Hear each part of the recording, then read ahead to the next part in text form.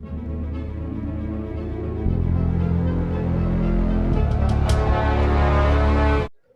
हुसैन सुल्तान Hindustan daily में आपका इस्तकबाल करता हूँ।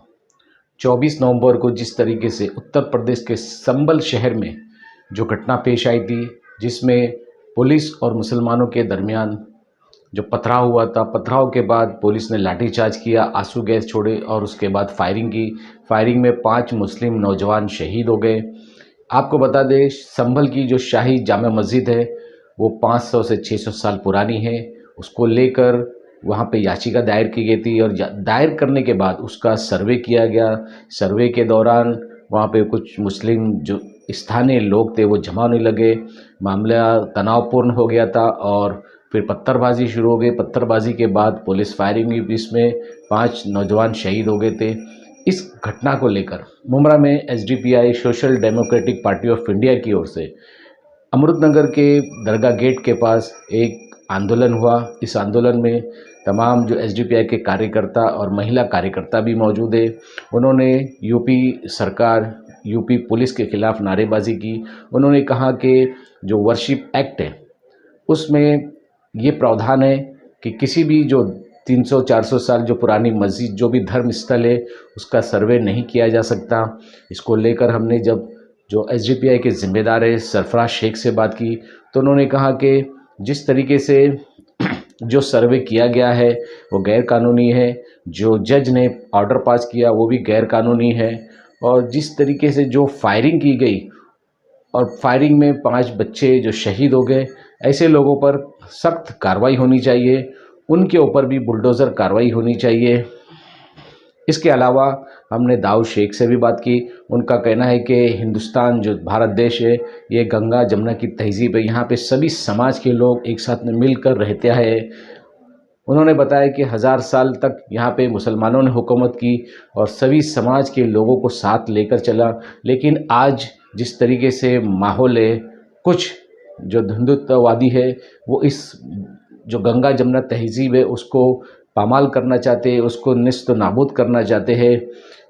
इस मौके पर क्या कुछ कहा सरफराज शेख ने, दाऊद शेख ने, आइए देखते हैं हमारी इस खबर में।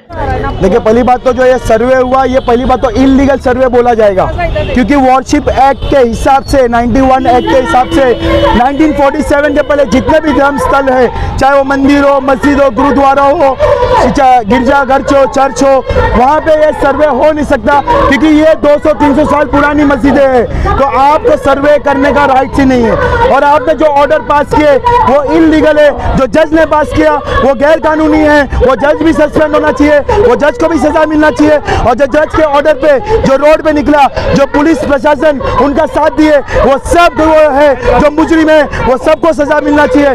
जो वो मासूमों पे फायरिंग किए, जो 506 लोग शहीद हुए, उनको जो शहीद किया, जो गोली चलाया, उनको भी सजा होना चाहिए और उनके घर को बुलडोज भी करना चाहिए। सिर्फ सजा नहीं, उनके घर को बुलडोज भी होना चाहिए। जैसे ये कोई मासूम फंस जाता है, ये उनके घर को बुलडोज करते हैं, वैसे यहाँ पे हमारे पास प्रूफ है पुलिस फायरिंग करते हुए, तो उनको उनका घर भी बुलडोज होना चाहिए, उनकी नौकरी भी जाना चाहिए, उनको सजा भी मिलना चाहिए। पुलिस का कहना तो कुछ नहीं है, पुलिस को पहले ये कहना चाहिए ये सर्वे जो है इलीगल है, ये सर्वे के लिए हम आपको प्रोटेक्शन नहीं देंगे कि पुलिस वॉरशिप एक्ट नहीं जानती। और सबसे बड़ी चीज कि वो जो कोर्ट ने ऑर्डर दिया, जज ने, वो काहे के लिए दिया? वो जो शंकर जैन है, जो एडवोकेट, वो ऐसी माफिया है, वो हमेशा मस्जिद को ऐसी सर्वे कराता है, लेकिन वो हमारी गवर्नमेंट, हमारे होम मिनिस्टर कहाँ है? उनको रोकते क्यों नहीं है वो लोग? जब वॉरशिप एक्ट, आप खुद बोलते हैं वॉरशिप एक्ट संविधान में है, तो आप लोग क्यों नहीं रोकते उनको? तो ये गैर कानूनी है, ये आइंदा के बाद बर्दाश्त नहीं की जाएगी। ये सोचते हैं 92 हो गया बाबरी मस्जिद, तो ये वैसा होगा। हम आपको बोलते हैं, हम कानून दायरे में रह के कैसा आपको रोकना है हमको मालूम है, कैसा आपको पीछे कदम भेजना है हमको मालूम है, और कानून दायरे में रह के ही हम करेंगे।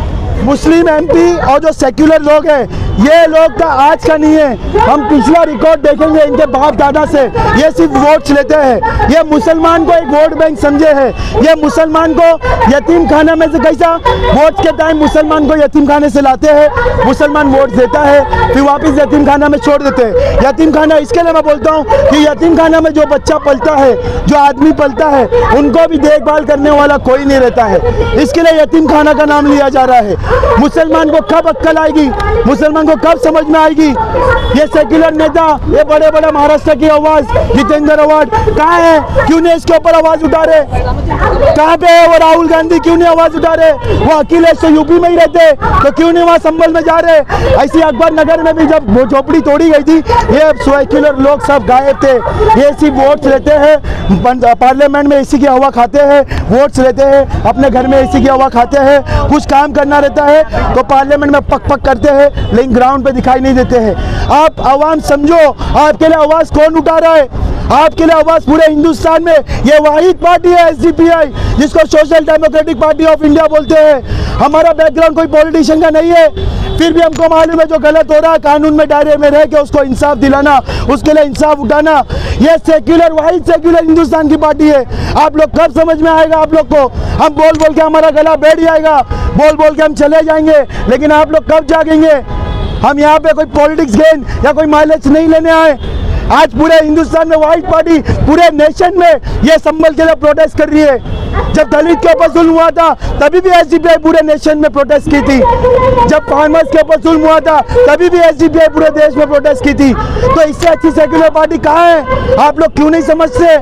मेरा काम है समझाना, बाकी आपका काम है समझना या ना समझना। और यहाँ पे तमाम मजहब के, तमाम ज़बानों के लोग रहते हैं। जोर कबड़ यहाँ तो गंगा जमुना तहजीब जो है हमारी सदियों से वो आ रही है कि हिंदुस्तान जो है वो हमारे मुसलमानों ने 1000 साल हुकूमत की।